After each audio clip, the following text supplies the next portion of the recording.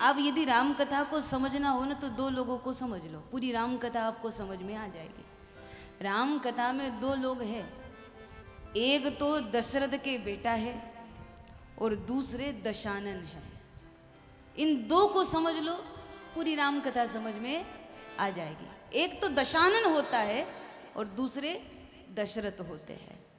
अब देखो, दशानन और दशरथ दोनों में पहले दश तो है, दशानन में भी दश है और दशरथ में भी दश है, यानी दश सब में है। दश क्या? 5 कर्मेंद्रिय, 5 ज्ञानेंद्रिय सब में है। सज्जन हो चाहे दुर्जन हो, धनवान हो चाहे निर्धन हो, बलवान हो चाहे निर्बल हो, दश तो सब में है ना। 5 कर्मेंद्रिय, 5 ज्ञानेंद्रिय सब में है। परिवर्तन बाद में होता है।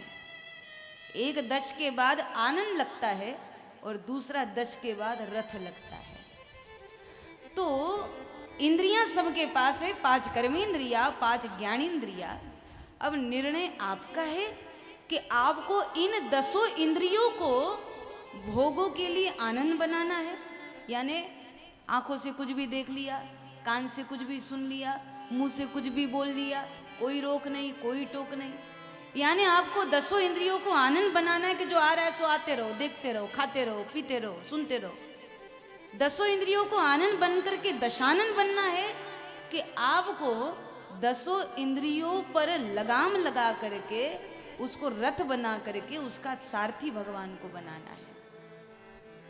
वो निर्णय आपका है कि आपको दशानन बनना है, कि आपको 10 इंद्रियों को नियंत्रण करके उसकी लगाम अपने हाथ में पकड़ करके उसको रथ बनाना है। अब देखो, दशानन बनो या दशरथ, घटना क्या होगी? दशानन बनोगे तो मिट जाओगे, खत्म हो जाओगे, जला दिए जाओगे, समाप्त हो जाओगे। और यदि दशरथ बनोगे तो तुम्हारे घर में राम प्रकट हो जाएंगे। तो तुमको दशरथ बनकर के राम को जन्मना है कि दशानन बनकर के खुद को मिटाना है, वो निर्णय तुम्हारा है। बस इनको समझ लो कि दशानन बनना है कि दशरथ बनना है। जब ये निर्णय पक्का हो जाएगा, राम कथा आपके जीवन में सफल हो जाएंगी महाराज। राम कथा नियंत्रण शक्ति सिखाती है, खुद का खुद पर नियंत्रण होना ये राम कथा सिखाती है। और जब खुद का खुद पर नियंत्रण होता है तो परिवार के लोग, समाज के लोग, बच्चे सब उसके नियंत्रण में होते हैं। इसलिए सर्व कल्याणकारी है राम कथा, और इसलिए गाया गया है बार बार। गावत संतत शंभु भवानी, अरुहट संभव मुनि विज्ञानी, व्यास आदि कवि वर्ज बखानी, काकभुषुंडी गरुड़ के ही। तो ऐसी मंगलमयी श्री राम कथा जो सालों से चली आ रही है। जब हम लोग नहीं थे ना, तब भी राम कथा थी, और भविष्य में हम लोग रहे या न रहे तब भी राम कथा रहेगी। इसीलिए हर कथा को जीवन का आखिरी मौका समझ करके सुनना चाहिए। और लोगों से कहो ना कि चलो कथा शुरू हो गई, कथा में चलते थोड़ा सुनते हैं, तो कहते 9 दिन की कथा है, किसी एक दिन चले जाएंगे, बैठ लेंगे, सुन लेंगे फुर्सत में, फालतू के समय में। हाँ, जब बीच में रविवार आएगा ना तब चले जाएंगे, छुट्टी के समय में चले जाएंगे। अरे कथा जब सुनने का मौका मिले ना, तो कभी गलती से भी ये मत बोलो कि ये अभी मेरे पाठ का समय चल रहा है।